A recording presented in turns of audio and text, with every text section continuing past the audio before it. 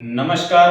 बहुत बहुत स्वागत है आपका। आइए आज बात करते हैं तर्पण के विषय में। जो आज का विशिष्ट विषय है वो है देव ऋषि मनुष्य तर्पण, अर्थात पितरों के तर्पण के विषय में आज आपको जानकारी देते हैं। उससे पहले कुछ बेसिक बातों के विषय में जानकारी दे दूं। देखिए, ये जो तर्पण होता है ये जो 15 दिन का आश्विन मास शुक्ल पक्ष पूर्णिमा से लेके और अमावस्या तक का ये जो 15 दिन का टाइम होता है, ये टाइम विशिष्ट पितरों के लिए होता है। इसको पर्वणि श्राद्ध कहते हैं, अर्थात ये पितरों का एक पर्व है। और इस पर्वणि श्राद्ध में तर्पण का अपना विशेष महत्व होता है।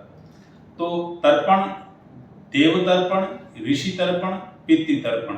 और तर्पण आप ऐसा नहीं है कि आप घर कर सकते हैं, यानी कहने का तात्पर्य कि तर्पण घर का बड़ा लड़का और छोटा लड़का तो विशेष कर ही सकता है, इनको तो अधिकार है ही। तर्पण घर का कोई भी, यानी लड़का हो, वो बड़ा लड़का है या बीच का है या छोटा है, सभी कर सकते हैं। और तर्पण के विषय में यह भी बता दूं कि तर्पण आप अपने मित्र बंधुओं का कर सकते हो। आप तर्पण जिसके लिए चाहो उसका तर्पण कर सकते हो, मतलब जिसके लिए आप चाह रहे हैं, जो आपका कोई मित्र है, कोई रिश्ते नाते में है, कोई संबंधी है, बिल्कुल आप उसका तर्पण कर सकते हो। थोड़ी सी बात आपको मैं बताता हूँ कि देखिए, गिद्धराज जटायु से भगवान का क्या रिश्ता था प्रभु राम का, लेकिन भगवान प्रभु राम ने उसका अंत्येष्टि कर्म किया और पिंडदान किया। तो वो जब परब्रह्म परमात्मा ने गिद्ध जटायु का किया और जो कि उनसे उनका कोई रिश्ता नहीं था, तो आप जिसे अपना स्वजन मानते हो, अपना प्रिय मानते हो, अपना मित्र, सखा, बंधु, कुछ भी मानते हो, आप उसका तर्पण कर सकते हैं। प्रभु राम वनवास में जब थे उस वक्त उनने अपने पिता का विधिवत श्राद्ध किया था। पंचवटी में जब थे तो जिस दिन उनके पिता का श्राद्ध की तिथि आई, उस दिन उनने आसपास के सभी ऋषियों को आमंत्रित किया। ये बहुत मैं शॉर्टकट में बता रहा हूँ। आमंत्रित किया, आमंत्रित करके उनने बहुत ही अच्छा, स्वादिष्ट और रुचिकर खाना बनवाया। अर्थात माँ जानकी ने ब्रह्म मुहूर्त में उठ करके बहुत रुचिकर स्वादिष्ट खाना बनाया। उन ऋषियों को खाना प्रभु राम और लक्ष्मण जी ने परोसा, लेकिन किचन से बाहर माँ जानकी नहीं निकली। यह बात प्रभु राम के दिमाग में जो है चलती रही कि माँ जानकी क्यों नहीं निकली। तो जब सभी ऋषिगण खाना खा गए, तब माँ जानकी से प्रभु राम ने पूछा कि हे वैदेही, मेरे हृदय में बार बार जो एक बात चल रही है और मेरे मन में एक प्रश्न है कि आप ब्रह्म मुहूर्त में उठ करके बहुत ही रुचिकर और स्वादिष्ट आपने खाना बनाया और बहुत ही अच्छे से आपने तन्मयता के साथ पूरे दिन, पूरे समय पे लगी रही, लेकिन आप खाना परोसने क्यों नहीं निकली। तब उस वक्त माँ जानकी ने कहा कि पिता तव मया दृष्टा, मैंने उन ऋषियों के शरीर में आपके पिता को साक्षात देखा है, पिता के दर्शन किए हैं।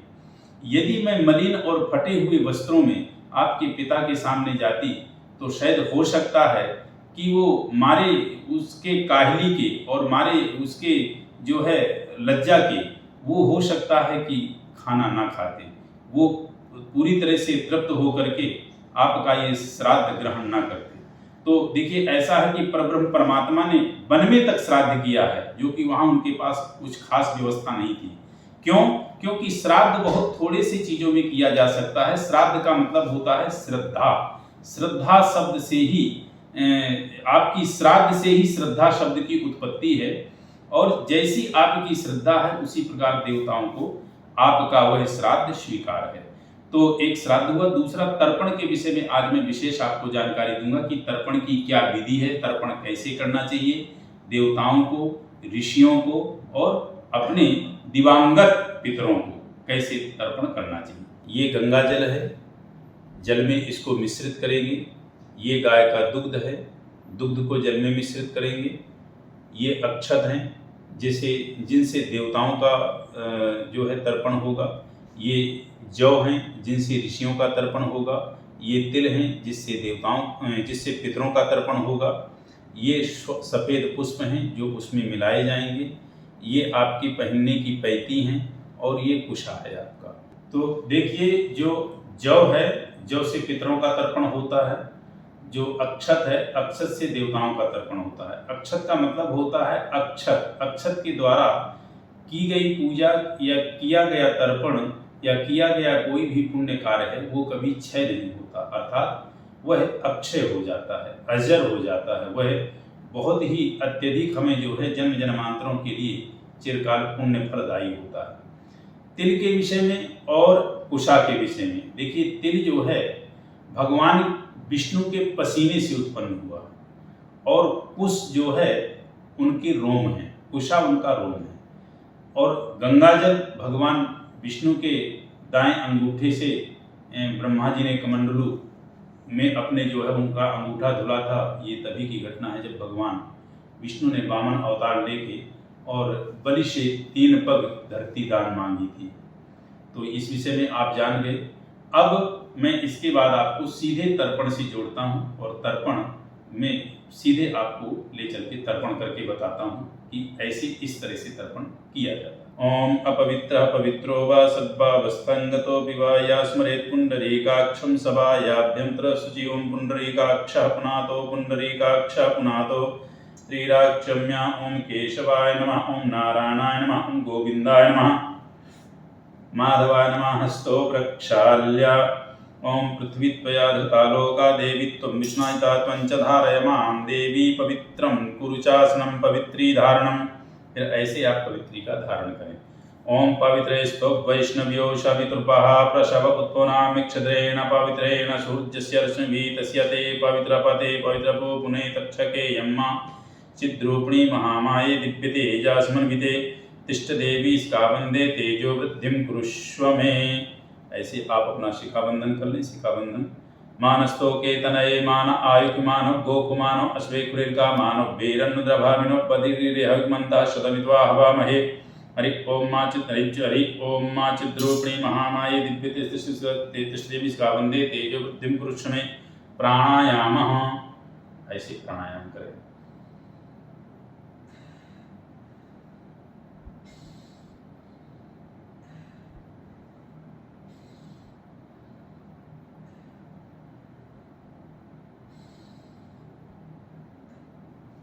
हस्तो प्रक्षाल्य। बस अब आपका हो गया। अब यहाँ से आप जो है संकल्प शुरू करें और संकल्प जो है आपका होगा तो उसमें तीनों का एक साथ संकल्प हो जाएगा, देव, ऋषि और पितृ। तो ऐसे आप हाथ में अपने ये अक्षत, ये जनेऊ है और हाथ में आप जो है ऐसे इसको रख लें, कुशा को, और इसमें थोड़े अक्षत ऐसे डालें,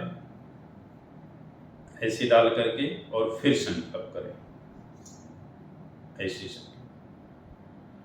हरि ओम माँ विष्णु अमुक गोत्र, आपका जो गोत्र हो। हरि ओम माँ विष्णु अमुक गोत्र भरद्वाज गोत्र अमुक शर्मणे अरविंद कुमार शुक्ला शर्मणे श्री परमेश्वर प्रीत्यार्थम श्री भगवतो महापुरुषस्य विष्णुराज्ञा प्रवर्तमानस्य अद्य श्री ब्रह्मोदीय प्रार्थे श्री श्वेतवाराह कल्पे श्री श्वेतवाराह कल्पे जम्बूद्वीप आर्जगद पुण्य क्षेत्रे।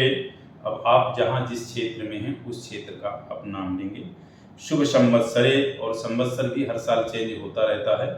अमुक आयने, और आपका इसके बाद अमुक आयने अमुक मासे, मास आपका वही रहेगा। सदैव आश्विन मास में ही आपका जो है श्राद्ध पर्व पड़ता है, अर्थात पर्वणि श्राद्ध जो पितर पक्ष पड़ता है वो आश्विन मास में पड़ता है। आश्विन मासे शुभे पक्षे शुक्ले पक्षे, और पूर्णिमा तिथि से आपका जो है पूर्णिमा से ही प्रारंभ हो जाता है। शुभे पक्षे शुभ पुण्य तिथौ पूर्णिमा शुभवासरे नुतायाम, और जो उस दिन आपका दिन हो उस दिन का आप नाम लेना है। शुभ रास्ते श्री चंद्रे शुभ राशि श्री सूर्य शुभ राशि देवगुरु शेषेषु ग्रहेषु यथा यथा राशिस्थान तस्सु एवं ग्रह गण गुण विशेषुष्टायाम वेलायाम। अब यहाँ आपको बोलना है देव ऋषि मनुष्य पितृ तर्पण महम करिष्ये। देव ऋषि मनुष्य, देव ऋषि मनुष्य पितृ तर्पण महम करिष्ये। आपने नाम गोत्र अपना पहले ले लिया और ऐसे आपको छोड़ देना। ऐसे आपने छोड़ करके आपको जो है ये छोड़ दिया। अब मैं इसमें ये दूध इसमें मिला रहा हूं मैं। ये दूध हो गया, दूध डाल दिया मैंने। इसके बाद इसमें ये श्वेत पुष्प हैं, ये श्वेत पुष्प डाल दिए। इसके बाद ये गंगा जल है, ये गंगा जल डाल दिया। अब ये तैयार हो गया। इसमें दुग्ध, पुष्प, जल, गंगा जल सामग्री हो गई। अब आपको मैं ये बताऊं कि ये पात्र जो थाली है, देवताओं को सर्वोपरि जो प्रिय पात्र है वो चांदी है। तो ये थाली चांदी की है। और अब ये मैं आपको बता रहा हूँ इसलिए पात्र थोड़ा छोटा लिया है, बाकी बहुत ज़्यादा पानी इसमें अभी मैं नहीं डालूँगा। बाकी आप यदि करते हैं तो यदि ये पात्र है तो ठीक है, नहीं है तो जो भी आपके पास पात्र है उस पात्र को थोड़ा पात्र बड़ा हो। तो सबसे पहले आपने यज्ञोपवीत को आपको ऐसे करना है। आपने ऐसे कर लिया और अब आपको ऐसे चम्मच से ये आपको अक्षत लेने हैं। अक्षत यहाँ आपको ऐसे डालने हैं और इसके बाद आपको जल लेना है। जल आप ऐसे ले लेंगे और ऐसे जल ले करके फिर आपको जो है प्रारंभ करना है।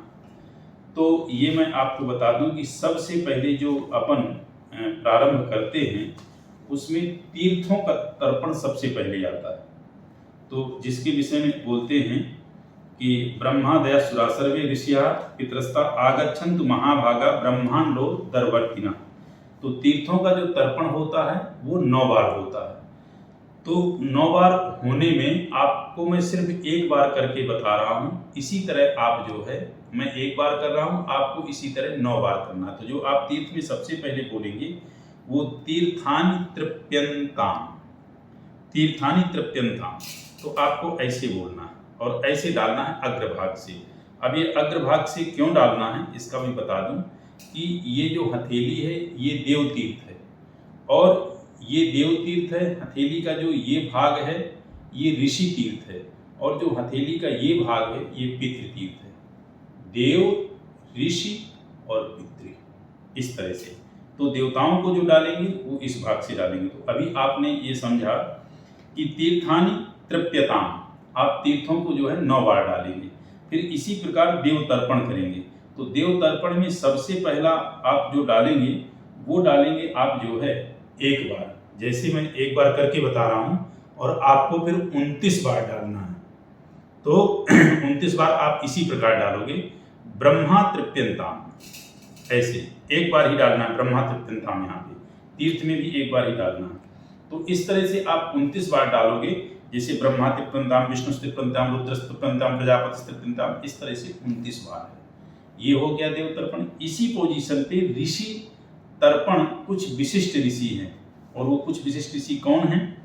जैसे कि आपके 10 ऋषि हैं, मर्च्यादि 10 ऋषिया आगच्छन्तु गृहात्वेतान जलान जलीन। आप ऐसा नहीं भी बोल पाते हैं तो उन ऋषियों का आप मन में नाम ले लीजिए और आंख बंद करके स्मरण कर लीजिए, उससे भी उनका जो है आगमन हो जाएगा। तो मैं इसमें आपको फिर बता दूं कि आपको वो 10 ऋषि हैं और 10 ऋषियों को आपको इसी प्रकार डालना है। जैसे मैं पहला बोलता हूँ, मर्चिस तृप्यन्ताम, अत्रिस तृप्यन्ताम, वशिष्ठ तृप्यन्ताम, तो ये इस तरह से आपको जो है 10 बार डालना। अत्रिस तृप्यन्ताम, अंगिरस तृप्यन्ताम, पुलस तृप्यन्ताम, पुलस तृप्यन्ताम, कुतुस तृप्यन्ताम, प्रचेतस तृप्यन्ताम, वशिष्ठस तृप्यन्ताम, भृगुस तृप्यन्ताम, नारदस तृप्यन्ताम। ऐसे ये 10 ऋषियों की जो गणना होती है इनकी भी देवतुल्य ही होती है। अब ये हो गया आपका तीर्थ तर्पण, देव तर्पण और ऋषि तर्पण। अब आपका जो आएगा वो दिव्य मनुष्य तर्पण आएगा। तो इसमें आपकी दिशा बदल जाएगी। दिशा कौन होगी आपकी? ये दिशा अब आपकी, अभी मैं जो बैठा हूँ ये पूर्वाभिमुख है, अब दिशा हो जाएगी उत्तराभिमुख, अर्थात इधर। तो मैं थोड़ा सा घूम रहा हूँ और आपको जो है पूरा प्रॉपर घूम के करना होगा। मैं थोड़ा सा घूम करके आपको बता दे रहा हूँ कि मैं ऐसे घूम गया और ऐसे घूम करके इसमें जो है ये अभी मैं सभ्य था, ये जो जनेऊ था ये सभ्य था, और अंगोछा और जो जनेऊ है वो अब आपकी जो है कंठी कार हो जाएगी।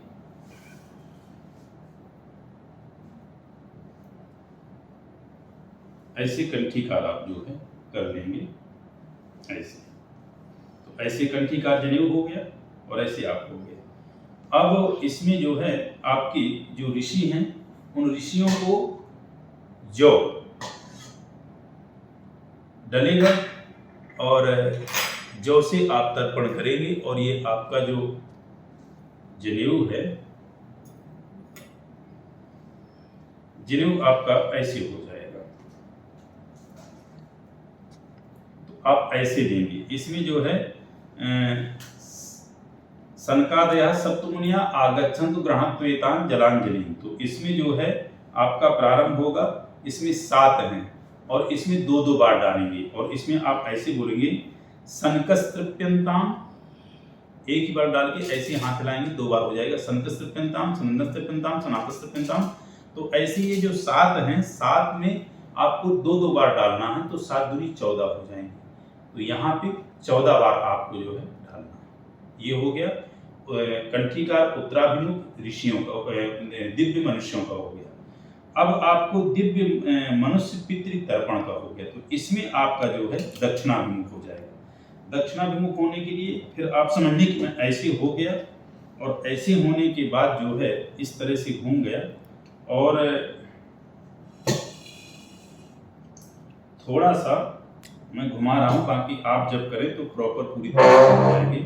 ये आप लोगों को बताने के लिए कह रहा हूँ कि आप ऐसे घूम गए और ये जो अब आपका जनेऊ है, ये जनेऊ अभी तक आप जो है आपने पहले शब्द दिया था और अब कंठीकार हो गए। अब आपको अपशब्द होना है।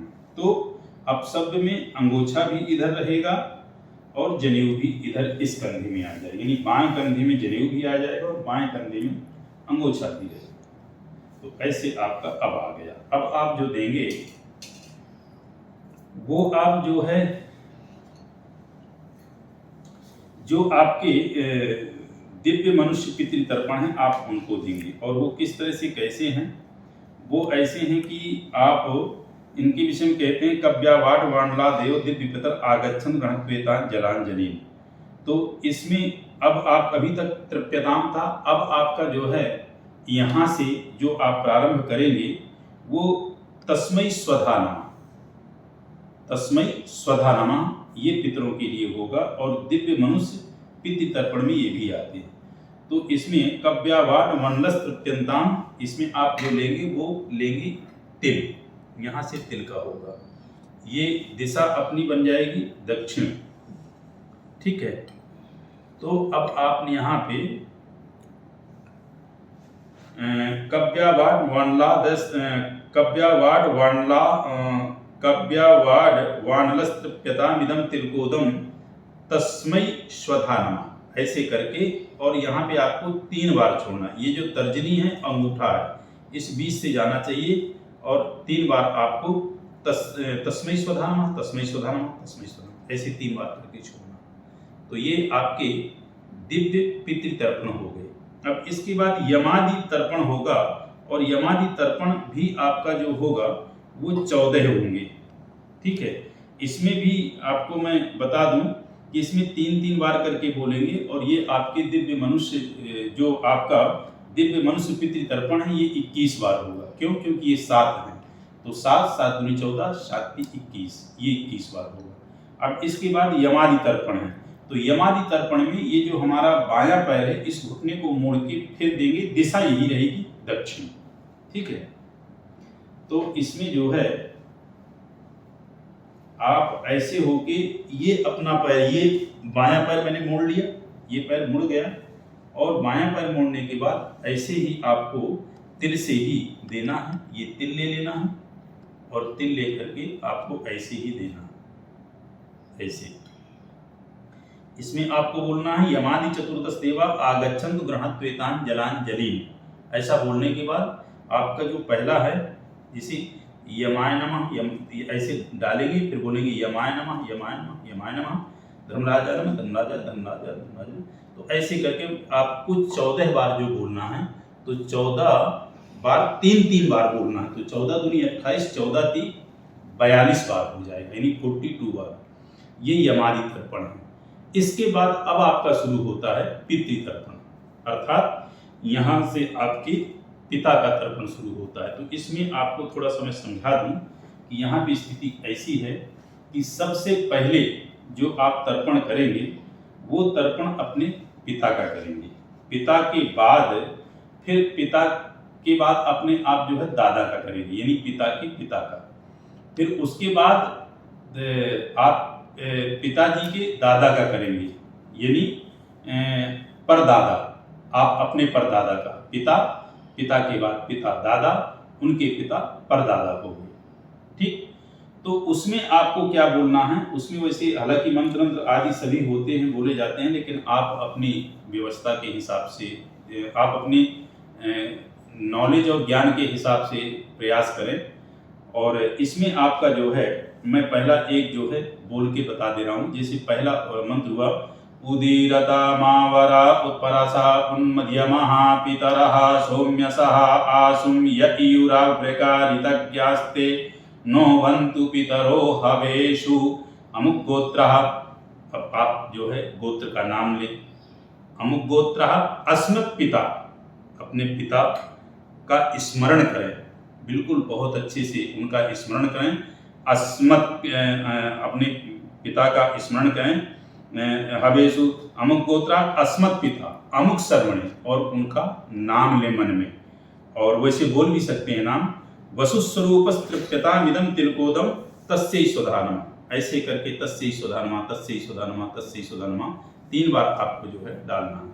इसी प्रकार पिताजी के पिताजी का भी आपको बोल करके और उन पे भी जो है 3 बार ऐसे डालना है, तस्मै स्वधानमा तस्मै स्वधानमा तस्मै स्वधानमा। फिर उनके पिताजी को 3 बार बोल करके फिर डालना है तस्मै स्वधानमा तस्मै स्वधानमा तस्मै स्वधानमा, 3 बार। कहने का तात्पर्य हुआ कि पिता, पितामह और प्रपितामह, ये 3 हो गए। इसके बाद फिर आप जो है, ये हो गया आपके पिता पक्ष का। अब आप जो है माता में आए, कहने का तात्पर्य ये पिता का हो गया, अब माता में आए। यदि आपकी माता इससे ऊपर के भी किन्हीं को देना चाहते हैं तो दे सकते हैं, लेकिन 3 का अनिवार्य है, पिता, पिता के पिता और फिर पिता के पिता, यानी पिता, पितामह, प्रपितामह, 3 हो गए। अब माता में आएंगे, तो माता के लिए भी ऐसी आप जो है तिल लें, तिल लेने के बाद जो है आप जल लें, और जल लेने के बाद उनका भी जो है आपको ऐसे बोलना है अमुक गोत्रा अस्मन माता। यदि आपकी माता हैं तो फिर आप अपने दादी का देंगे, दादी को यदि माता हैं तो दादी को देंगे, माता का यदि देना है तो माता को ऐसे देंगे, अमुक गोत्रा अस्मन माता अमुक देवी। तो माता का स्मरण करें और माता का नाम लें, गायत्री स्वरूप है, यहाँ उनको गायत्री स्वरूपा कहा जाएगा। और तृप्यतामिदं तिलकोदम तस्यै स्वधानमा, यहाँ पे ये ध्यान देना है, जो पितरों को बोलेंगे तस्मै स्वधानमा, जो मतलब पुरुष वर्ग को बोलेंगे तस्मै स्वधानमा, स्त्री वर्ग के लिए जो बोलना होगा तस्यै स्वधानमा। तो यहाँ पे आप बोलेंगे गायत्री स्वरूपा तृप्यतामिदं तिलकोदम तस्यै स्वधानमा तस्यै स्वधानमा तस्यै स्वधानमा तस्यै स्वधानमा, ऐसे करके आपको जो है 3 बार डालना है। इसी तरह आप अपने दादी को, फिर दादी के बाद परदादी को, ऐसे करके 3 ये हो गया। इसके बाद आपके पितरों का जो तर्पण है वो पूर्ण होता है। थोड़ा सा यहाँ पे हल्का सा रुक करके हाथ जोड़ करके उनसे कामना कीजिए कि आप मेरे दिए हुए इस तर्पण से तृप्त हों और मुझे आशीष दें। जैसे कि मैं मंत्र बोल करके बता रहा हूँ, वेदोक्त मंत्र है, आपको नहीं मंत्र आता है, जैसे भी आप मन से कामना करेंगे वैसे वो स्वीकार करेंगे। नमो वः पितरो रसाय, नमो वः पितरो नमो वः पितरो रसाय, नमो वः पितरः शोषाय, नमो वः पितरो जीवाय, नमो वः पितरः स्वधायै, नमो वः पितरो घोराय, नमो वः पितरो मान्यवे, नमो वः पितरः पितरो नमो वो गृहन्नः पितरो दत्तासतो वः पितरो द्वेष्मै तद्वः पितरो वासाधत्ता। ये आपका जो है, ऐसे मैंने वैदिक मंत्र से बोला, आप वैसे हाथ जोड़ करके कामना कर लें। अब यहाँ आपका जो शुरू होगा माता मदीनाम तर्पणम, अर्थात माता पक्ष का शुरू होगा। माता मदीना आपकी माता के पक्ष का, यानी नाना नानी आदि का यहाँ से तर्पण आपका शुरू होगा। तो इसी प्रकार नाना नानी आदि का भी तर्पण होगा। जैसे आप ये अक्षत ये जो तिल ले लें और तिल लेकर के ऐसे कर लें, और इसके बाद जो है आप उनके लिए भी ऐसे बोलेंगे अमुक गोत्र, जो उनका गोत्र है आपके नाना जी का, अमुक गोत्र।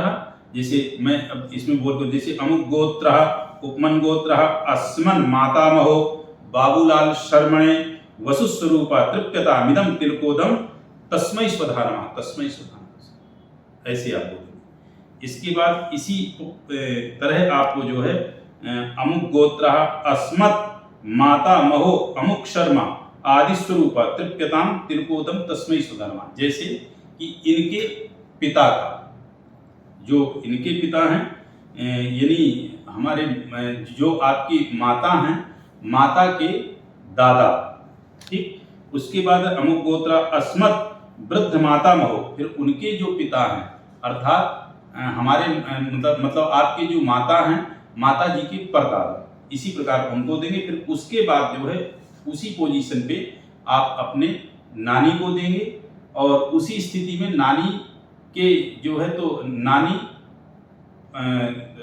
नानी की सास को देंगे, पर नानी, उसी फिर उनकी सास को देंगे। तो आपकी जो है ये 3 भाग शुरू हो गए, यानी नानी, नानी की सास और उनकी सास, तो ये 3 इनकी मतलब इनके कंप्लीट हो गए। तो ऐसे करके आप जो है माता पक्ष का आपने दिया, यानी नाना नानी को आपने दे दिया, ये तर्पण आपका यहाँ कंप्लीट हो गया। इसके बाद आप जो है आगे यदि करना चाहें तो आगे भी कर सकते हैं। उसमें फिर पत्नी आदि तर्पण, मतलब जो है पत्नी से लेकर के और पर्यंत मृतक संबंधियों को एक एक अंजलि जल दे दे। अब यहाँ पे आप अपने जो है संबंधी किसी को भी जल दे सकते हो। यहाँ क्रम यहाँ तक आया, आपके कोई भी हैं, किसी भी स्थिति में हैं, फूफा हैं, जीजा हैं, कोई भी है, कोई भी संबंध, कोई भी रिश्ता है, आपके ससुर हैं, आपके साले हैं, कोई भी संबंध है तो यहाँ से आप दे सकते हो। आपके भाई हैं, किसी का भी। तो कहने का तात्पर्य कि ये जो तर्पण है ये एक पितृयज्ञ है, यहाँ से आप किसी को भी दे सकते हो। इसके बाद आप शुद्धिकरण करें। ओम अपवित्र पवित्रो वा सर्वावस्थांगतो वा स्मरेत् पुंडरीकाक्षं सभायाभ्यंतर शुचि। शुद्धिकरण करने के बाद जो है आचमन करें। ओम केशवाय नमः, ओम नारायणं गोविंदं नमामि, हस्तो प्रक्षाल्य। अब आप इसके बाद जो है नारायण सूर्य को अर्घ्य दें, सूर्य नारायण जी को। तो अर्घ्य आपको ऐसे देना है कि आप पात्र में चंदन डाल लें और पुष्प डाल लें ऐसे। और पहले जो है, इससे पहले आप अब अभी तक अपशब्द थे, अपशब्द हो जाए तो शब्द में आपका यज्ञोपवीत ऐसे आ जाएगा और अंगोछा आपका भी ऐसे आ जाएगा, ठीक। अब आप जो है नारायण को अर्घ्य देंगे ऐसे और बोलेंगे मंत्र। ओम ए सूर्य सहस्रांशो तेजो राशिगतपते अनुकंपय मां भक्त्या ग्रहणार्घ्यम दिवाकरा। ओम ए सूर्य सहस्रांशो तेजो राशिगतपते अनुकंपय मां भक्त्या ग्रहणार्घ्यम दिवाकरा। ओम ए सूर्य सहस्रांशो तेजो राशिगतपते अनुकंपय मां भक्त्या ग्रहणार्घ्यम दिवाकरा। ऐसे करके आप 3 बार जो है सूर्य नारायण को अर्घ्य देंगे और फिर प्रार्थना करेंगे। आदित्यस्य नमस्कारम एकुर्वन्तु दिने दिने जन्मांतर शास्त्रेण दारिद्र्यं नोपजायते। और यही प्रार्थना करेंगे। ब्रह्मा मुरारे त्रिपुरांतकारी भानु शशि भूमि सुतो बुधश्च गुरुश्च शुक्रः शनि राहु केतवा कुर्वन्तु सर्वे मम शुभप्रभाताम्। सूर्यः शौर्यमतेन्दुरोच्च पदवीं सन्मङ्गलं मंगलः सत्बुद्धिश्च बुधो गुरुश्च गुरुतं शुक्रः शुकं संसनिः। राहुर्बाहुबलं करोतु सततं केतुः कुलस्योन्नतिं। नित्यं प्रीतिकरा भवन्तु मम ते सर्वे अनुकूलाग्रहा। सूर्यादि नवग्रह देवताभ्यो नमः। अब ऐसा करके ये आपका जो बचा हुआ जल है और ये आप अपनी उतार दें और उतार करके इनको आप रख दें। हालांकि ये अभी जो आपकी कुशोपाटनी जो मावस्या थी उस दिन इनको जो है मैंने उखाड़ा और उखाड़ के बनाया, तो ये 1 साल तक कुशा चल जाता है। तो अभी वर्तमान में 15 दिन तक ये चलेगा और 15 दिन के बाद ये पैंती और कुशा आप इसी तरह इसमें जो है डाल दें और इनको विसर्जित कर दें। फिलहाल डेली आपने ये करना है कि इस जल को किसी अच्छे जगह वृक्ष में डालना है। अब जब आपने ऐसा कर दिया तो 3 बार आपको हाथ जोड़ करके बोलना है ओम विष्णवे नमः, ओम विष्णवे नमः, ओम विष्णवे नमः। और इस जल को ऐसे करके आपको मस्तक और नेत्रों से ऐसे कंठ में आपको लगाना है और हाथ जोड़ करके प्रार्थना करनी है कि हे समस्त पितृगण, जिसके विषय में बोलते हैं गया गदा धरस्तु तृप्यतु ओम विष्णवे नमः।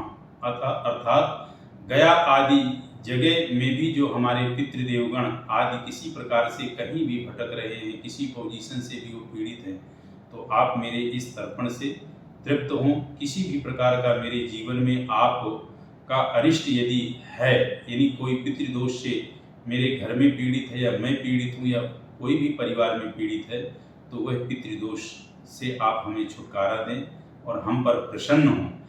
हमारे घर में सबसे पहले यदि कोई हम पर कृपा करता है परिवार पे, तो पितृगण ही कृपा करते हैं। सच में तो ये है कि देव कार्य से पूर्व पहले पितृकार्य होता है। किसी भी पूजन में, किसी भी घर के पूजा में, चाहे गृह प्रवेश हो कोई या मुंडन संस्कार हो या कोई भी पूजा हो, नांदी श्राद्ध जरूर होता है। तो नांदी श्राद्ध का मतलब ये होता है आनंदमय हो करके पितरों के प्रति हम अपनी जो श्रद्धा है उसके आधार पे, उसके स्थिति से हम उनकी जो है आराधना, उनके निमित्त हम जो है कार्य करते हैं। तो ये मैंने बताया, इसे आप करें। निश्चित रूप से आपके जीवन में हर एक प्रकार का लाभ होगा, क्योंकि किसी भी प्रकार से व्यक्ति ऋणी हो, रोगी हो, व्याधि बीमारी से ग्रसित हो, कोई भी उसको किसी प्रकार की यदि पीड़ा है, एक बार वो पितृपक्ष में तर्पण आदि करके देखे, उसको बहुत अत्यधिक शांति प्राप्त होगी। बाकी अन्य वीडियो मैं जरूर दूंगा कि श्राद्ध कैसे करना चाहिए, तिल का, जौ का आदि आदि का क्या महत्व है और किसका श्राद्ध किस दिन होना चाहिए, श्राद्ध का सही समय क्या है, श्राद्ध के लिए किन किन चीज़ों की विशेष खिलाने से जो है तो पितरों की तृप्ति होती है, आदि आदि चीज़ों का दूंगा। तो बस आज मैंने आप लोगों के सामने ये है करके बताया कि तर्पण ऐसे किया जाता है, आप लोग करें। निश्चित रूप से आप सभी के मनोरथ पूर्ण होंगे। इन्हीं शब्दों के साथ आप सभी के लिए कामना करता हूं कि निरोग रहें, स्वस्थ रहें और परमपिता परमात्मा की और पितरों की कृपा आप सभी पर बनी रहे। नमस्कार।